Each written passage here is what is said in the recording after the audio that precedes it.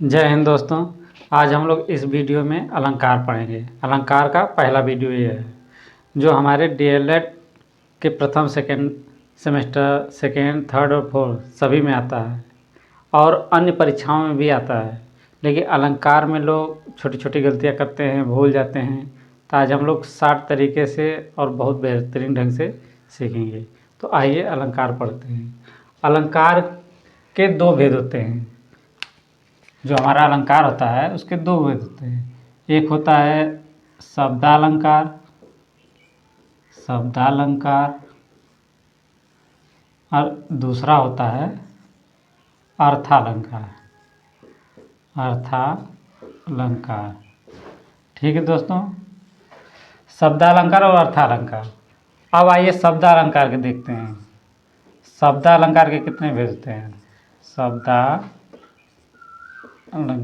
शब्दालंकार के तीन मुख्य भेद होते हैं।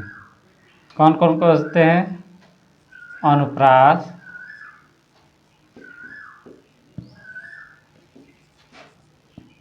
दूसरा यमक, तीसरा श्लेष अलंकार। ठीक है दोस्तों, हमारा ये जो शब्दालंकार है इसके तीन मुख्य भेद होते हैं, अनुप्रास, यमक और श्लेष। ठीक है, अब अनुप्रास के देखते हैं कि क्या पहचान है, कैसे हम लोग पहचानेंगे। उदाहरण आएगा तो कैसे पहचानेंगे। तो अनुप्रास के देखते हैं। अनुप्रास अलंकार, ठीक है। इसमें इसकी परिभाषा होती है कि जहाँ वर्णों की आवृत्ति हो वहाँ अनुप्रास अलंकार होता है।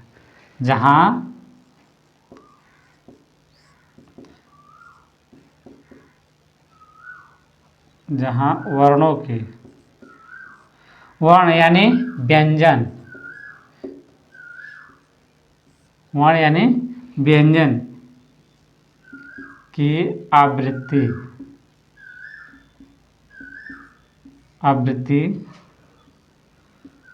हो वहाँ कौन सा अलंकार होता है? अनुप्रास अलंकार।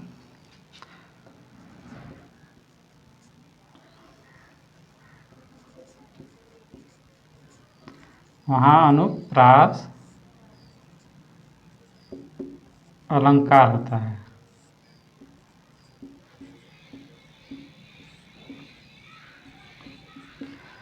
वर्ण का मतलब ये होता है कि हमारा ये जो है इसमें से एक जो है यही हमारा वर्ण होता है। ये जहाँ में या तो ज या तो ह, ये वर्ण हो गया।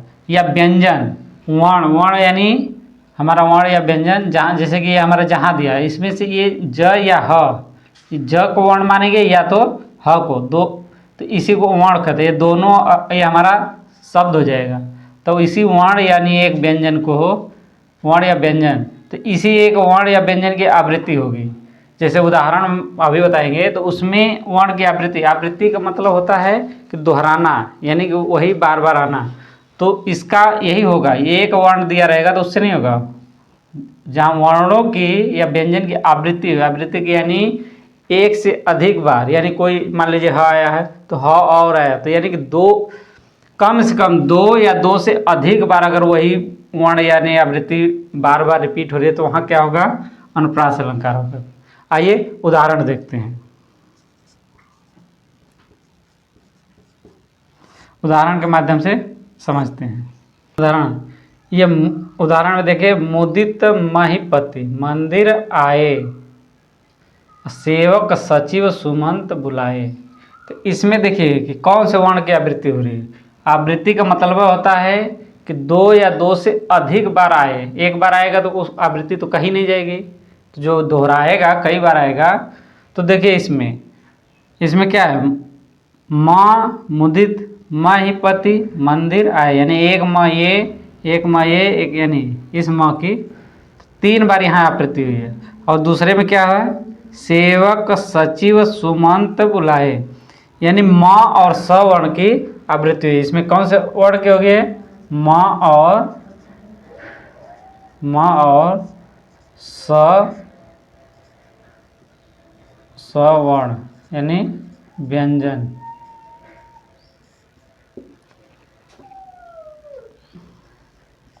की आवृत्ति है।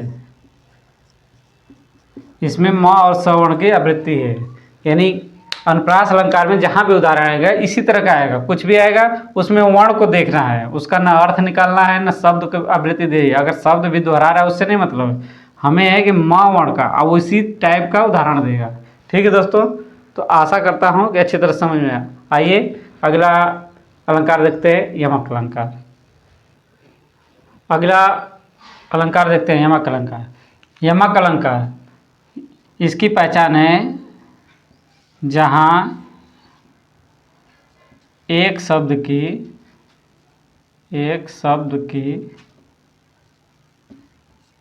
आवृत्ति, जहाँ एक शब्द की आवृत्ति दो या दो से अधिक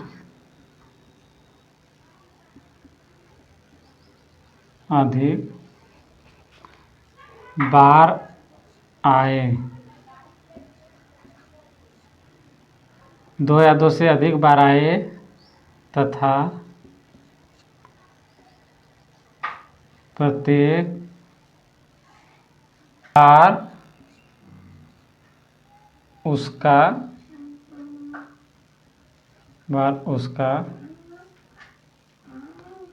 अर्थ अलग अलग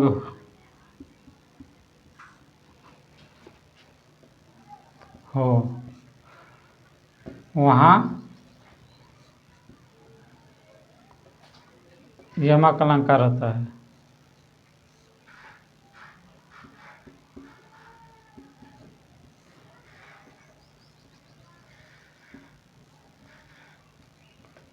आइए उदाहरण के माध्यम से समझते हैं।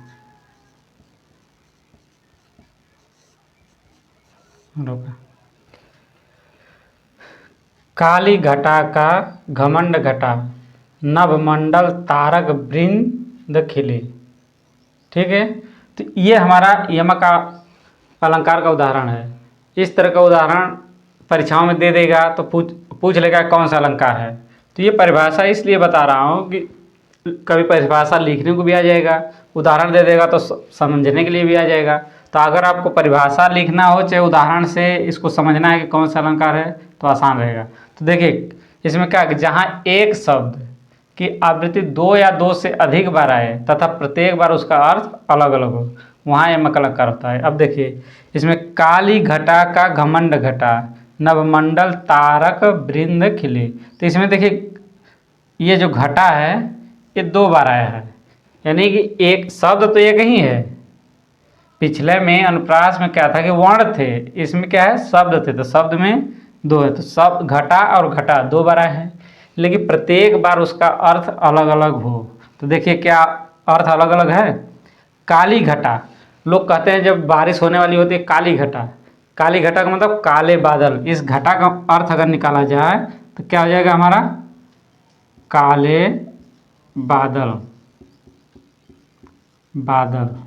ठीक है, तो काली घटा यानी काले बादल का घमंड घटा, लोग कहते हैं कि उसका घमंड घट गया, तो घमंड घट गया तो इस घटा का मतलब होगा कि कम हो गया, यानी घमंड कम हो गया, यानी घटा का, इस घटा का मतलब काले बादल, लेकिन इस घटा का मतलब होगा कि हमारा कम हो गया, कम हो गया। देखिए तो आया तो एक ही शब्द दो बार आया, लेकिन प्रत्येक बार यहाँ अलग अर्थ है, इसका अलग अर्थ है। तो इसी तरह का और उदाहरण देगा, तो उसमें इसी तरह हमें पहचानना है, इसी तरह जानना है। ठीक है दोस्तों, तो आशा करता हूँ अच्छी तरह समझ में आएगा। आइए श्लेष अलंकार देखते हैं। श्लेष अलंकार इसकी पहचान यह है कि जहाँ एक ही शब्द के अनेक अर्थ हों, अनेक अर्थ हों, वहाँ एक ही शब्द के अनेक अर्थ हों, वहाँ पे श्लेष अलंकार होता है। श्लेष अलंकार कार होता है।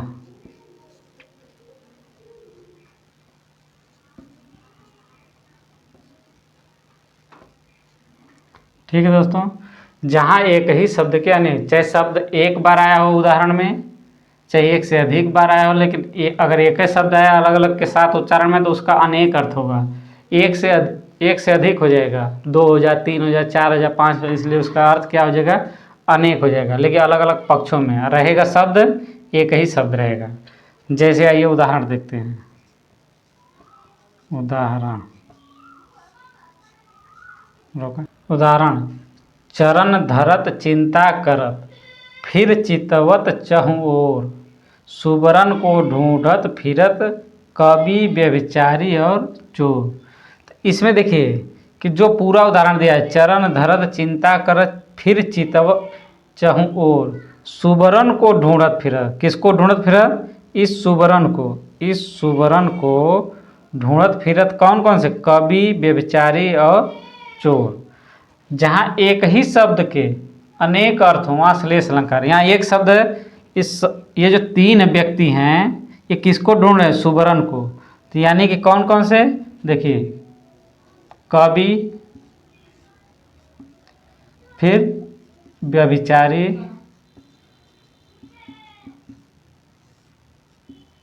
और चोर।